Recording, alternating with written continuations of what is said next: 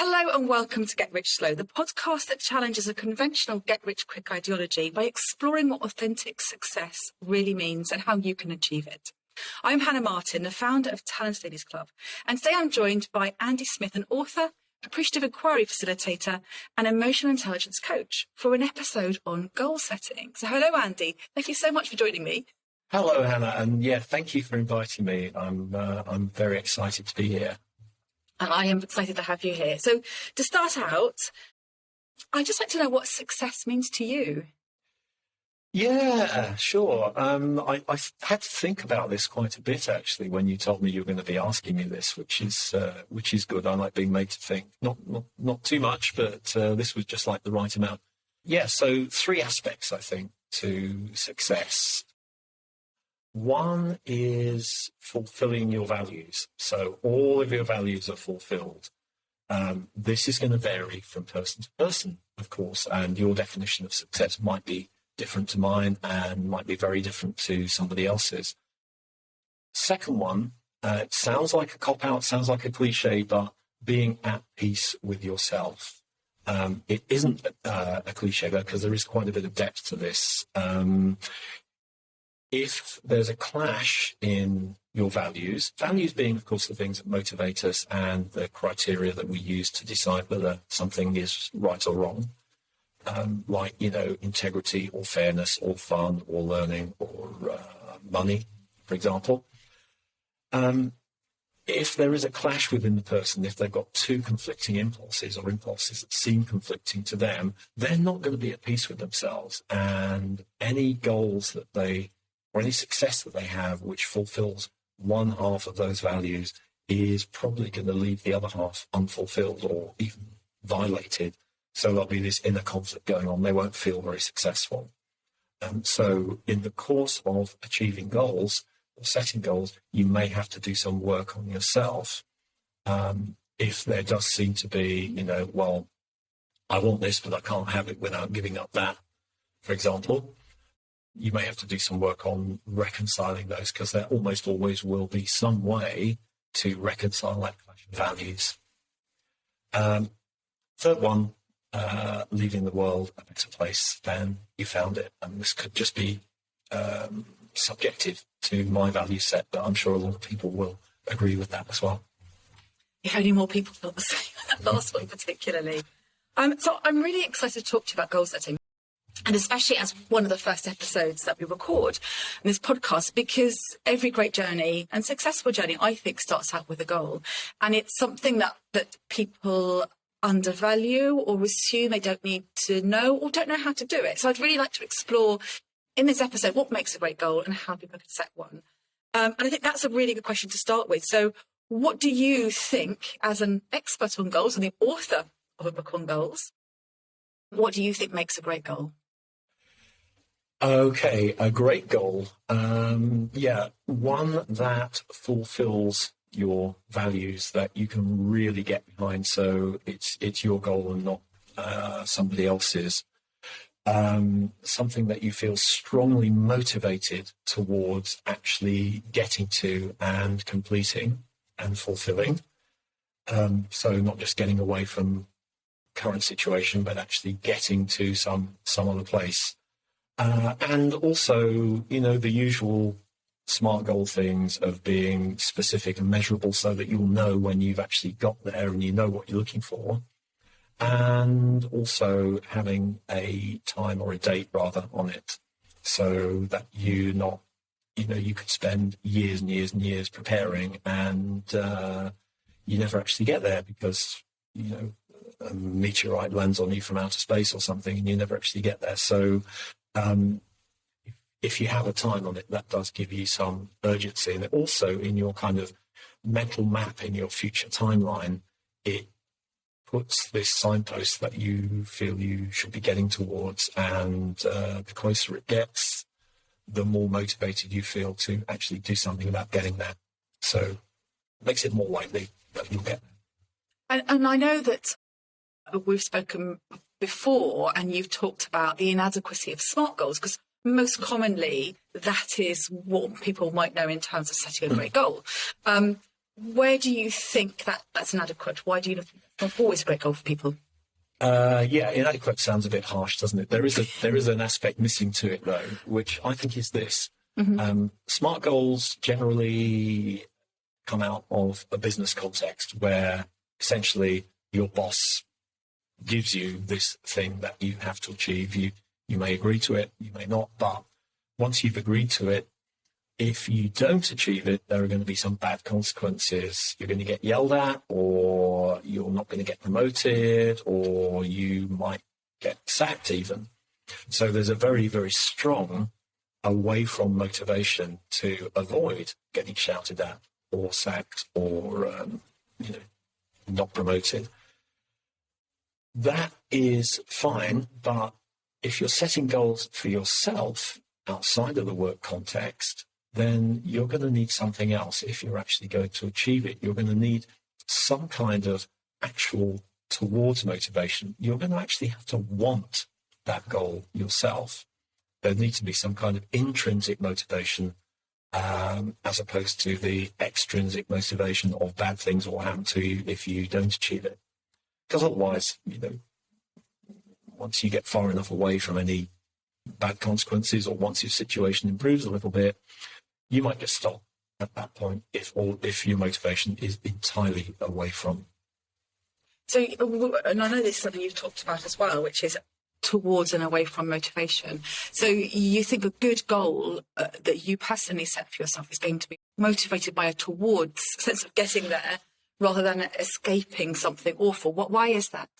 Okay, I think, the away from motivation is great for, as you say, escaping something, for giving you the kick in the pants that you might need to actually get started. But you're going to need something else. You're going to need some towards motivation if you're going to actually get there, because otherwise, if all you've got is away from, once you've got far enough away from the thing that you wanted to get away from, your motivation drains away. So, if somebody has grown up in poverty and they swear to themselves, well, that's never going to happen again. And they work and work and work and work. And by combination of luck and judgment, they start making money. Once they are reasonably comfortably off, then if all they had was escaping poverty, well, they've escaped. There's the motivation's gone. Maybe I can ease off a bit, and maybe they ease off too much and they start losing money again, and they end up going sort of rich and poor cycle, or boom and bust, or rich and bankrupt, as some millionaires have gone through a few times, and they get inconsistent results.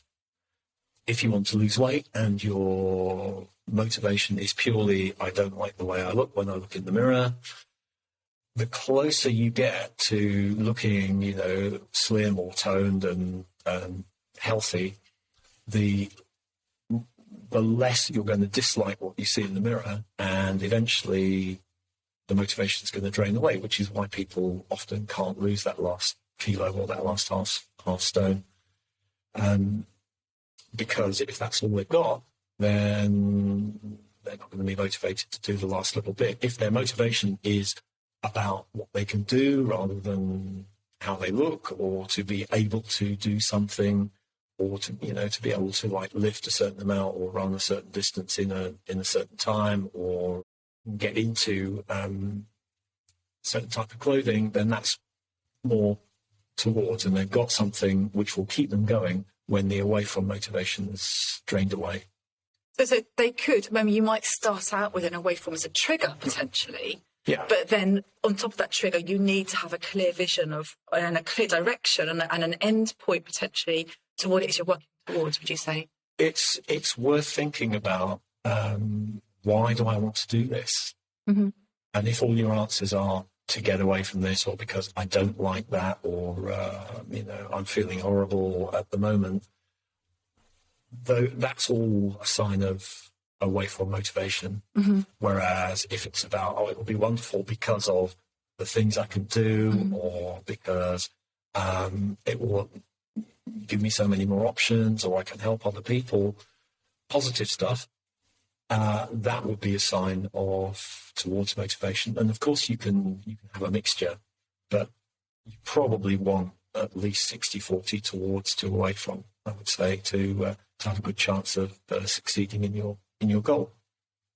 So that's potentially thinking about, I know a lot of people set goals that they never reach and they give up on. So one reason why might be that you have an away from motivation, and once you start seeing a bit of success, that impetus goes. What other mistakes do you see when people set goals? There's one more thing I want to say about away from versus towards motivation, which is worth knowing, I think, which is if your motivation is primarily away from, so you're thinking about what you want to get away from or mistakes you want to avoid, that's quite stressful because you're thinking about stuff you don't like. And when you're stressed, you're not at your best. I swear that just came out of somewhere, but no. You're not fully in touch with all of your own resources. And you're probably not very good at making decisions either. So when you're thinking about where you want to be and you're strongly motivated to get there in a towards kind of way because it'll feel great and you can do all these other wonderful things, you're not stressed, you're feeling good, even if your situation right now at the start is horrible. You've got this dream of where you want to get to, and that can sustain you through quite a lot. So, that's another advantage of towards motivation, that it actually feels good. And therefore, you can perform better, you can think better, you can take information in quicker, so you can make better decisions. I guess you're more objective as well, rather than, if you're emotionally engaged, you're much more subjective, aren't you? Yeah. But what if you're strongly towards, if you're feeling really good, you still be biased. Yeah. But I can throw a little bit of neuroscience in here if you'd like. Have a bit of neuroscience. Go ahead. Yeah. Okay. So this is there are two networks in the brain. Okay. The default mode network, or empathic network, as we might call it, and the task positive network, or analytical network. Task positive is what's engaged when we're under threat or we're dealing with problems, or in fact, we've got our minds absolutely set on hitting a deadline, hitting a goal, but it's like we've got blinkers on and we don't really see anything else. So in that state, we get things done. We're strongly motivated to get things done. We've got our head down, we've got our blinkers on, but there are some disadvantages as well, in that we are much more focused on tasks than we are on relationships. And we tend to see other people as either obstacles to achieving our goal or solving our problem, or as resources that we can use to achieve our goal or solving our problem. Also, we are not very creative in that state. We are not very open to new ideas in that state. So we could be missing out on things that would actually help us to get to our goals much more quickly. The other one, the default mode or empathic network, it's dreamier, it's more creative, it sees things more in context of the past and future. More focus on relationship and task, so we can relate to other people better, we trust other people better, we are more open to new ideas, we see other people as human beings, we think more about why we're doing things and what we're actually doing it for, and put things in context. So for success, or to get things done, we actually need both of those states. But unfortunately, when one network is lit up, it tends to suppress the other one, and vice versa. So we're either task-focused, analytical, or we're relationship-focused and empathic. You need both. Ideally, to solve a problem that you haven't come across before, or to decide what your goals should be and maybe some good ways of getting there. Ideally, you want to be in this empathic or default mode because you're open to new ideas, you're open to other people, you're creative and so on. once you've decided on a good route to get somewhere, then that's a good time to go into task positive or analytic mode and actually just like get on with it. Most of the time, certainly at work, we're just in the analytic mode. And so we never kind of lift our heads, and there's always something else on the to-do list. You know, you cross one thing off your to-do list and you add another 5 things, or there's always some other problem that comes along, or there's always someone else telling you to do things. And you may get very effective at doing things, but are they the right things? So you need both. And how do people consciously sort of switch between it? I'm thinking if someone's sitting like that right now, I go, I get that, understand it, and I want to set a goal. Where do I make that switch? Is it conscious? What do they do? Right. Big question, maybe. No, it's a big question, but it's a really good question. I think the first thing that they need to do before they set any goals is think about what's important to them. Mm-hmm. What are my values? That can be a big question. Yeah, generally in self-help books, you get like a whole list of things, and you're supposed to sort of put a circle around the ones that are important to you. That's sort of fine, but there's still suggestions from somebody else, and you might be missing something. We'll probably be aware of our away from motivations where the emotional strength that gives the value its motivation is more like away from. You know, things we're scared of, things we hate, things we don't want in our lives anymore. Generally, we're pretty aware of those because, again, the human brain's got this negative bias where we pay more attention to threats rather than opportunities. So usually quite aware of those. But what about the towards motivation? What about the things that are also important to us that we might forget about until it's kind of too late? You know, the kind of thing where somebody is strongly motivated to get out of poverty and they work and work and work, and 5 years later they achieve their goal. You know, they're a millionaire, fantastic, but they've got no mates because they've screwed all their friends over to make money off them, and their health is in terrible shape because they've just been working so hard all the time.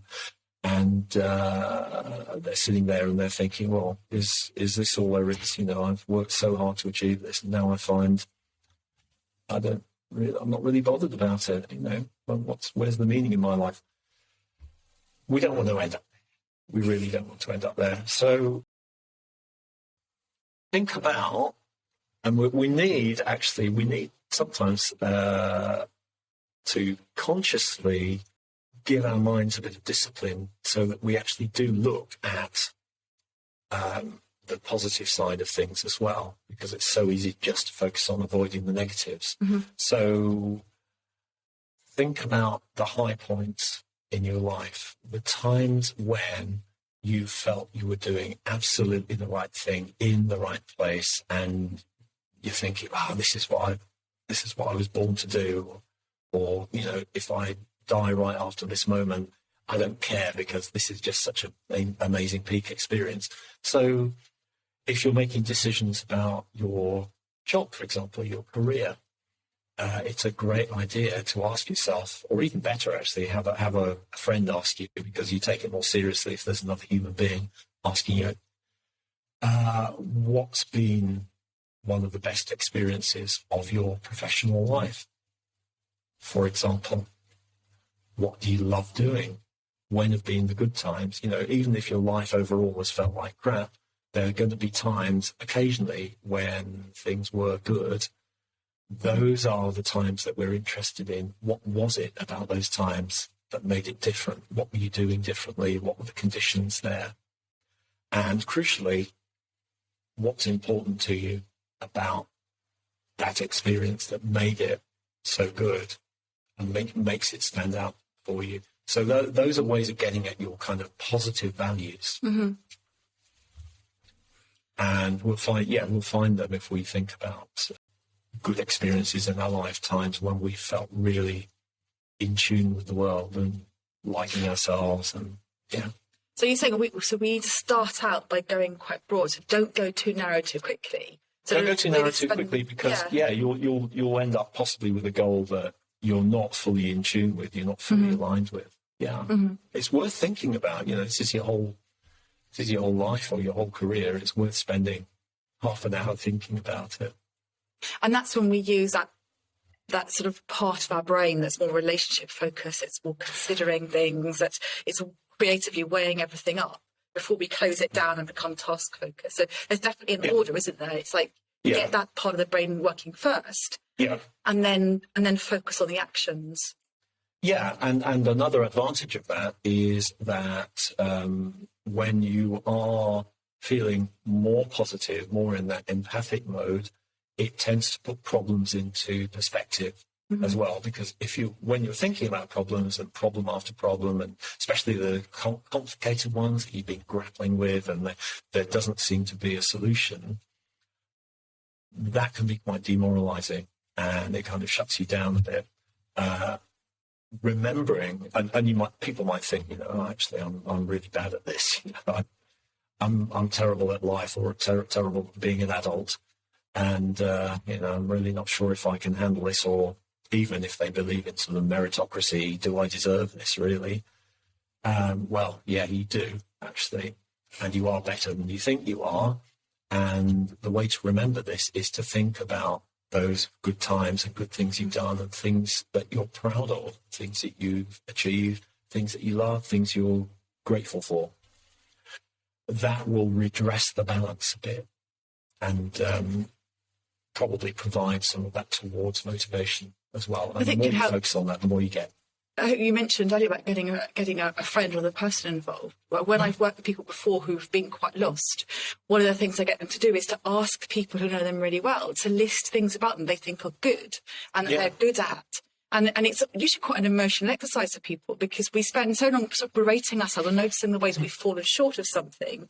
And when they realise they see themselves through other people's eyes, I've probably helped to that sort of part of it, where they might set different goals, actually being more aware of actually their accomplishments and their abilities and how other people see them. Yeah. So we tend to downplay the things we're good at because, they come fairly easily to us, or we enjoy doing them, so we download them, so we've got good at them. And obviously the things that we can't do so easily, we tend to think are harder or more significant. So, if you are, an exceptionally kind person, you probably don't think of yourself in that way because it just comes naturally to you, whereas other people can see, wow, she's exceptionally kind. And that's another way that we could tend to undervalue ourselves. I'm not suggesting that we go around, you are the most wonderful person on earth, you deserve this. But just redress the balance a bit. Yeah, you're better than you think you are. Most people usually are. But on that subject, how much about goal setting is actually... Okay, so you know how to set a goal, let's say.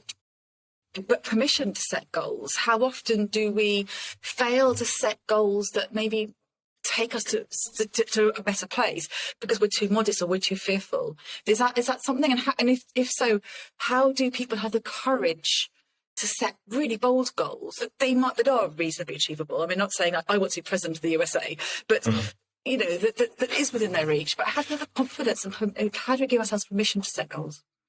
Well, I think in the last few years we have seen that literally anyone can become president of the US.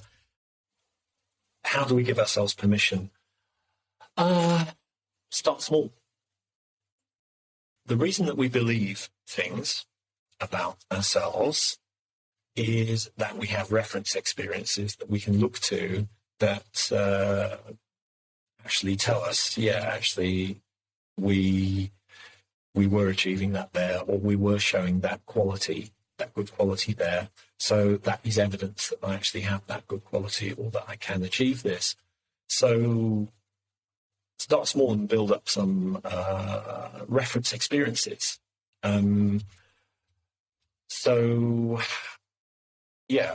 You've remarked on these guitars on the wall behind me.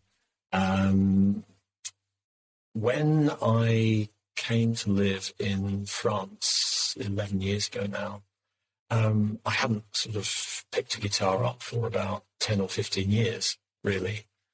And one of the things they had on our local villages of Berge was open mic nights and, like local musicians and so on. So some great ones, some not so great. And the not so great ones kind of inspired me to think, actually, I could probably do as well as that. And the audience is really forgiving and so on. First few times, I was super nervous. Am I going to mess this up? Are they going to like me? Are they going to boo? Are they going to chuck things? They didn't, of course. They're very forgiving. But once you get a few reference experiences under your belt of things actually going well, or they start singing along, or they start dancing, or you get massive round of applause at the end, it starts to build reference experiences that actually, yes, I can perform, I can do this, and maybe be a bit more ambitious next time. So, yeah, if there's something that you'd like to do that you think is out of your reach, then start building the capability to do it, start going towards it. Maybe set some smaller goals that will get you closer to it, that don't, maybe close off entirely all your other options. Mm-hmm. But you will learn things as you go for those goals. So you could set goals to learn things as well as just to get things. That's great advice. And when I talk to people about kind of goal setting, and the analogy, and it's a well-used one, is like climbing Everest. And actually, maybe your initial goal is to get to base camp. What do you need to get to base camp 1? And if that's what you focus on. And then if you continue to, of course, you will ultimately get to the top of Everest. But if you start out by standing at the foot of Everest and looking to the clouds, it's going to seem unachievable to get there. But getting, 200 meters up the mountain is probably achievable. So it sounds like something similar to this. And also the successes you have along the way will bolster your confidence and the learnings to make the next stage of it more achievable as well. Yeah. There's so many things that you've reminded me of when you're using that Everest example. First thing I'd say is, also set some sort of goal to get down again as well. Because, there is that saying that Everest is littered with the remains of loads and loads of highly motivated people. But also, when you get up to that first base camp, you're going to see a lot more than you did from ground level. And it may even be that your goals have changed a bit with what you see up there. So be prepared for that. Second thing is a bit of psychological research that I remember reading, which, again, may or may not be replicated. I don't know. But they did this thing where they stood people at the bottom of a hill, and they asked them to look up at the hill and how easy would it be to climb that. And then they did it again, but the person had a friend next to them. And with the friend next to them, people's subjective assessment of how difficult it was to climb the hill, it was much less. They thought it would be a lot easier, just subjectively, when they had someone next to them. So, you don't have to do it all by yourself. Having support is really useful. Having somebody, who do you need to help you to achieve these goals or support you in achieving these goals? That's worth thinking about. Absolutely. No, definitely agree with that. And I see often when people start businesses is they'll often start it with a friend.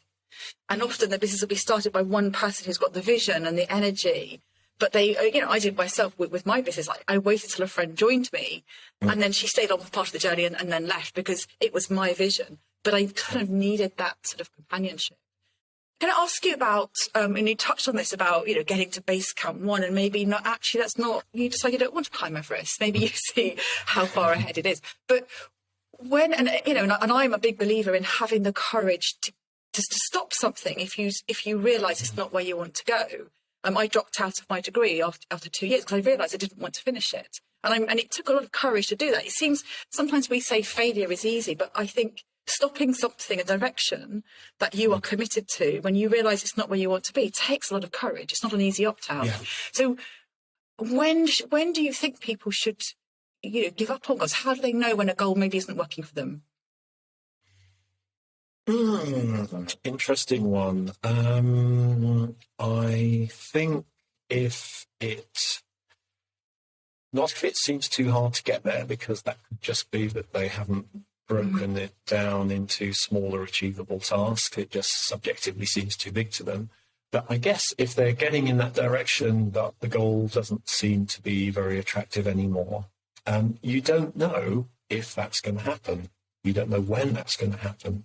So probably the best thing you can do when you're planning your goal is to build in some regular review points and think, what have I learned so far?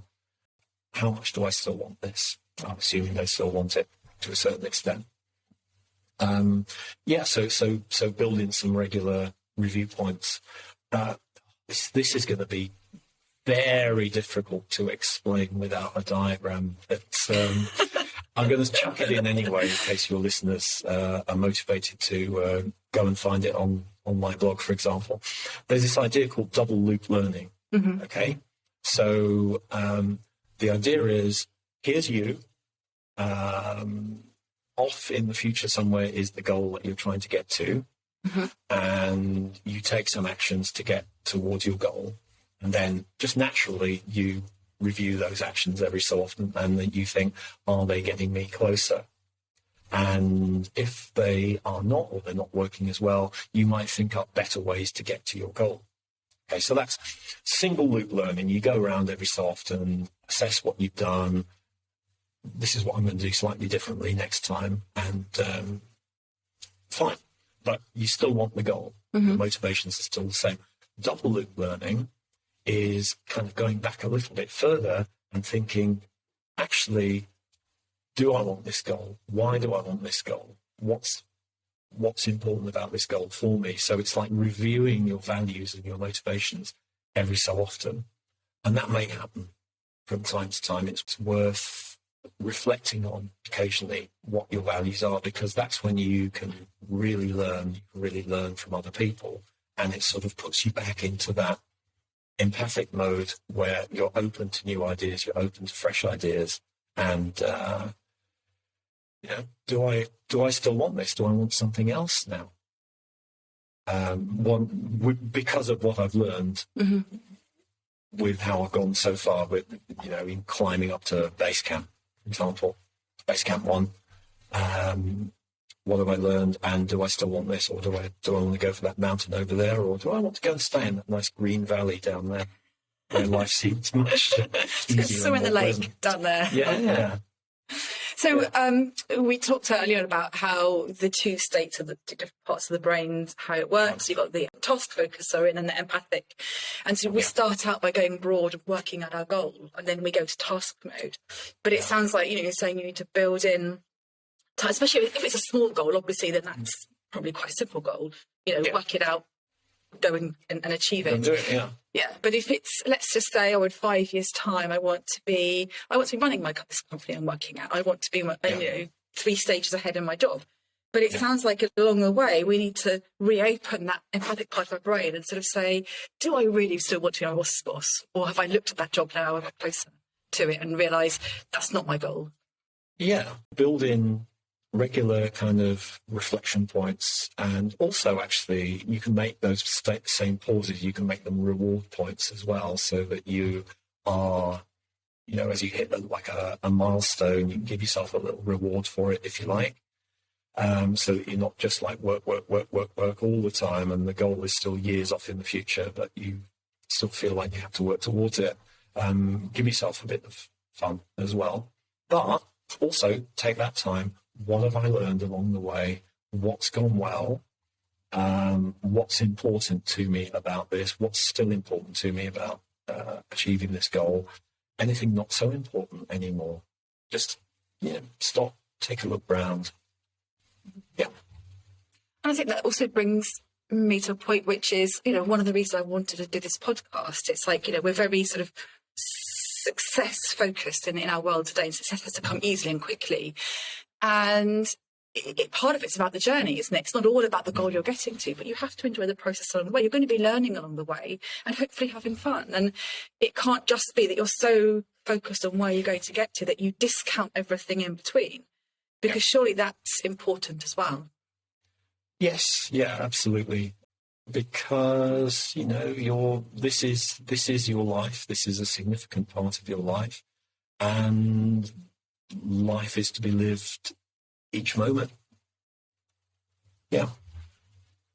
Excellent, thank you. Well, it seems like a good time to sort of recap your top points. I know we've gone quite deeply, which I love, and this is, I'm really delighted with the insights I've learned. I mean, I teach people how to set goals in when I work with them, but I've learnt an awful lot today. Thank you.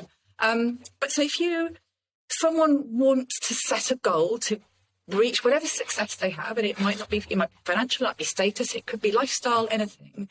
Yeah. Top line, what's your tips for them? Okay. Interrogate why you want it for a start, and ideally make sure that your motivation is more towards than away from. So you can do this by asking yourself, why do I want it? And listening to what comes back. If you're doing this by yourself, then doing it in writing is probably the best way to do it. If you've got like a goal-setting buddy or something like that, then have another human being ask you those questions and make notes on the answers. Notice the language in the answers. If it's mainly like negative and about bad things that you want to get away from, then maybe it's not quite what you thought it was, and maybe there's some other motivations that you might need to find. Make sure that the goal is really yours and not something that your parents or your job or your whizzing about wildly between different ages that people are at. Certainly if you're like at school, that your parents want you to do, or that your professional institution wants you to do, or all your mates want you to do, or something like that. Make sure that you need to, that's fine if that's also what you want. So make sure you can find your own intrinsic motivations for doing that. Make sure that you really engage your imagination in thinking, what will this goal be like when I've achieved it? Do I really want to get there? The more fully you can imagine it, the more likely you are to be able to get there, because the more fully you imagine it and, seeing it, hearing it, what's it going to feel like, and so on. Imagine yourself there already. Is that what you want? You've got access to more information about what it's like. It will save you from working, and then when you get there, it's quite what you wanted. Because if it isn't quite what you want in your imagination, then you can tweak it until it is something that you really want. But you also need to step back out of that imagined future, because you're not there yet. It would be so easy to just daydream about how wonderful it is.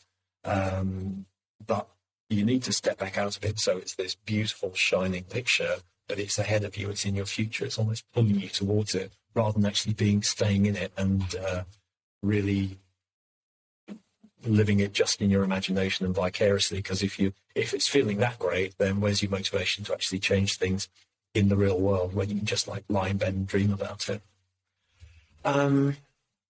Yes, put a date on it. Makes it much more likely that you're actually going to achieve it, because you'll feel this sense of urgency as it looms closer.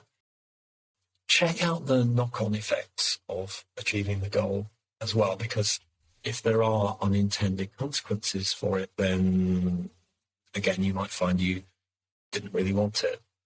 So is it going to be good in all the other parts of your life? Is achieving this career goal going to be good for your family, for your relationships, for your fitness, and so on? So check that out, and ideally that will also give you additional motivation that will strengthen your motivation, because the consequences that flow from achieving it will give you even more of what you want. Don't take too much on in one go. There's various kind of goal-setting gurus will tell you, and motivational speakers particularly, take massive action to achieve your goals. Well, yeah, okay, if you can, but take small actions. Take little actions, because that will get you a little bit closer to your goal, and it will help you to see yourself as the kind of person who is on that journey towards that goal. So your own self-image will kind of update, and your self-image tends to influence what you actually do. So, break it down into small chunks. And if you're still finding it hard to get started, make your first action ridiculously small, so small that it's more effort to think about it or think why you shouldn't be doing it than it is to actually do it. This is called the sort of I'll just get the file out technique. So if you've got like something unpleasant that you need to achieve nevertheless, like a tax return or something, even if you just get the file out of the drawer and look at it and then put it away again, it makes it more likely that you're actually going to take more action to do it tomorrow. So there's kind of little habitual tricks that you can do to start the ball rolling, to overcome that inertia. I had a client one time who she wanted to get fit and lose weight, and her preferred way of doing this was swimming, but she hadn't been swimming for like 18 months. So we found out that the swimming baths was like on her way to work. She drove past the swimming baths every day. So I didn't go, right, okay, you're going to go swimming. I asked her, would it be okay to get her swimming things in a towel and stick them in the bag in the boot of the car? And she said, fine. Okay. So she did that. And the next task I set her was, because it's easy, it's a no-brainer. It's so simple. Next task I set her was, okay, so I want you to, on your way back from work next week, one day, go and park in the car park of the swimming pool, right? Don't need to go in, just go and park in the swimming pool's car park. Can you do that? Yeah, fine. It'll take me like 5 minutes extra on my journey home. Of course I can do that. So next week, she comes in to see me, and I ask her what her week's been like. She said, I went swimming 4 times. Wow. Because, she had her swimming things. She was in the car park of the swimming pool. It's almost easier to go swimming, because she actually quite liked doing that anyway, than it was to just drive out again. So taking a small action will prime you to take the next action, and so on. It will help you get started. So those things will help you achieve your goals.